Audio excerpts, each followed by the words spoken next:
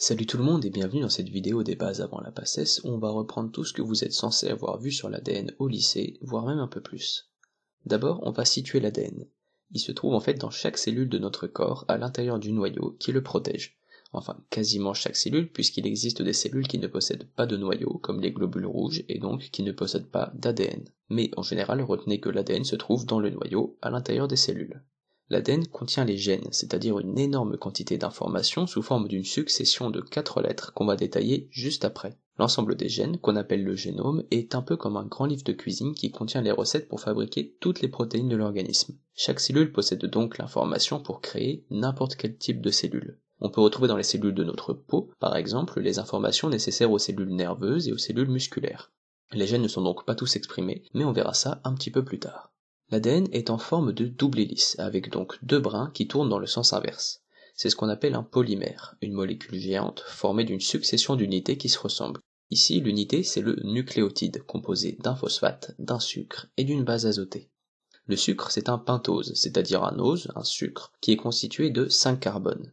On l'appelle désoxyribose puisqu'il a un groupe hydroxyle ou un groupe alcool en moins, par rapport à un autre ose qu'on va voir un petit peu plus tard pour l'ARN.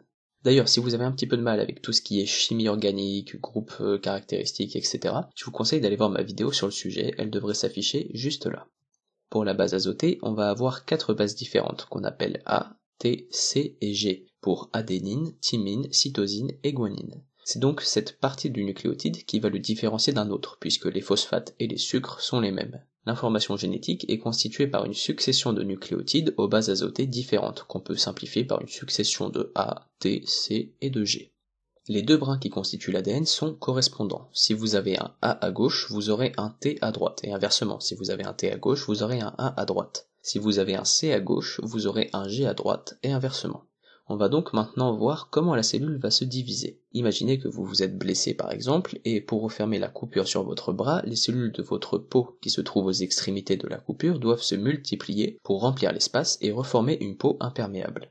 On va voir ici comment elles vont procéder à ces divisions cellulaires qu'on appelle la mitose.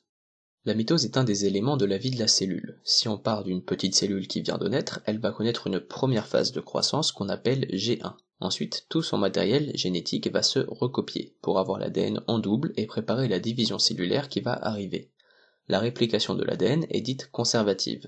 Regardez le schéma pour mieux comprendre. On va d'abord séparer les deux brins d'ADN, et pour respecter la correspondance, des nucléotides vont venir se fixer aux nucléotides qui sont déjà présents. On va donc avoir deux fois exactement le même enchaînement de lettres. La cellule va ensuite connaître une deuxième phase de croissance qu'on appelle G2, puis la phase M, la mitose. J'ai oublié de préciser, mais la phase de réplication s'appelle la phase S. La mitose va se dérouler en 4 étapes, même si en PACES vous verrez qu'on en rajoutera une cinquième. Il y a d'abord la prophase, où l'ADN va se condenser en chromosomes. Imaginez que l'ADN est un petit peu comme de la laine. Si vous voulez avoir accès à l'ensemble de la laine, il faut qu'elle soit sous forme de fil. Ça correspond à la vie normale de la cellule, où l'ADN est sous forme de filament pour que l'ensemble des informations à l'intérieur soit accessible. Mais si maintenant vous voulez trier plusieurs types de laine, par exemple différentes couleurs de laine, ça va être compliqué de trier les fils, et ce sera plus simple de regrouper chaque laine en pelotes et de trier ensuite les pelotes. C'est ce qui va se passer avec l'ADN qui va se condenser en chromosomes pour faciliter les étapes de la mitose qui vont suivre.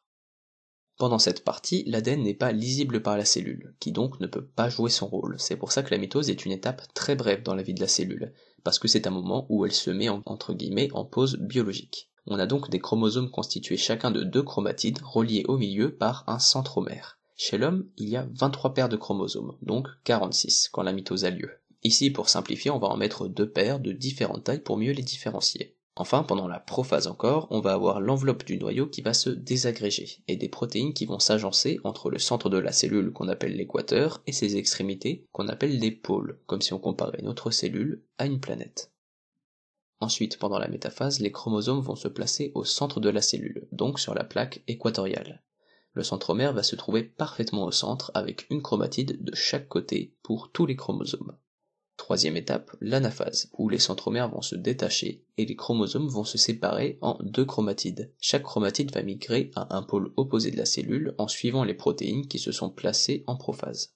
Enfin, pendant la télophase, la cellule va se séparer en deux en son milieu, et un noyau va se former autour de chaque groupe de chromatides. On va donc avoir à la place de l'ancienne cellule, la cellule mère, deux nouvelles cellules filles strictement identiques génétiquement à la cellule mère. On va observer ce phénomène pendant la cicatrisation comme je vous l'ai dit, mais aussi pendant la croissance par exemple. Et plus une personne est âgée, moins la mitose est efficace, et donc moins elle récupère efficacement. Une cicatrice qui reste quelques jours chez un enfant ou un jeune adulte peut rester plusieurs semaines chez une personne âgée. La mitose est aussi le mode de reproduction des bactéries, puisqu'elles n'ont pas de reproduction sexuée comme les animaux ou les végétaux. Pour finir, on va voir comment on passe de l'ADN à une protéine. On va prendre comme exemple une protéine très simple que je viens d'inventer, constituée de 4 acides aminés. Si vous voulez en savoir un petit peu plus sur les acides aminés et la structure des protéines, c'est pas hyper important pour comprendre cette partie-là, mais je vous encourage à aller voir la vidéo qui devrait s'afficher maintenant à l'écran. On a donc notre protéine composée de lysine, de leucine, de cystéine et d'arginine, et on va suivre les différentes étapes de sa formation. Tout commence par la transcription, qui va permettre de passer de l'ADN à de l'ARN. Dans le noyau, la portion d'ADN correspondant à notre protéine va être séparée du reste de l'ADN et recopiée dans un langage un tout petit peu différent, puisque dans la copie, le désoxyribose de l'ADN, dont je vous ai parlé tout à l'heure, va être remplacé par du ribose. C'est ce qui explique qu'on appelle la molécule recopiée de l'ARN, qui vient de l'acide ribonucléique. Autre petite différence, les T sont remplacés par des U, puisqu'on a une nouvelle base azotée, l'uracile. Par correspondance, on va donc avoir une copie inverse d'un brin d'ADN, ce qui correspond à la copie parfaite de l'autre brin d'ADN, enfin parfaite à ceci près que, au lieu des T, on aura des U. Nous voilà donc avec de l'ARN qu'on appelle un ARN pré-messager, puisqu'il lui manque encore quelques modifications avant de jouer son rôle. La première modification, c'est l'épissage alternatif. Pour mieux comprendre, on va revenir au gène qui est à l'origine de la protéine. Il est composé de plusieurs sections qu'on appelle des introns et des exons. L'ARN contient donc lui aussi les introns et les exons de l'ADN. Les introns ne servent pas à fabriquer la protéine, ils vont donc être éliminés de l'ARN. Selon la protéine qu'on cherche à produire, certains introns peuvent être éliminés ou non, ce qui explique qu'un même gène serve à produire plusieurs protéines différentes.